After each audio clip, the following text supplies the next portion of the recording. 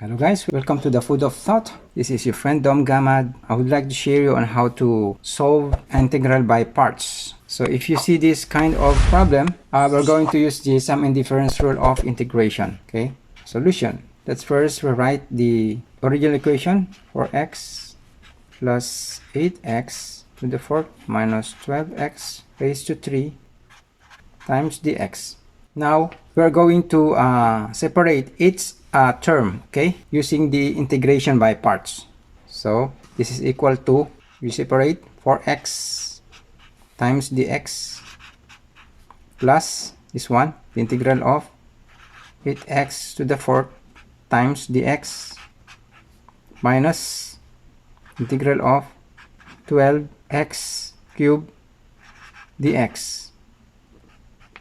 To simplify, so on this part we're going to use the power rule. So we write this as 4x. Since the power of x is 1, we always add 1, and then the power will be the denominator, 1 plus 1, plus next is the 8 to the fourth power plus 1 over 4 plus 1 negative 12x cubed plus 1 over 3 plus 1 plus c.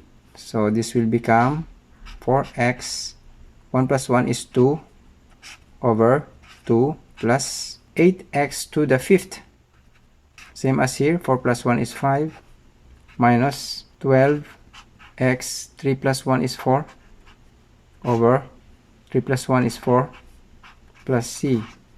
Then 4 divided by 2 is 2x squared plus 8 over 5th x to the fifth minus 12 divided by 4 is 3x to the fourth plus c. Okay, or we are going to arrange according to the degree. So we have 8 over 5th x to the fifth. Then the next is negative 3x to the fourth plus 2x squared plus c. Okay, so this will be our final answer. Okay, that's very easy, right?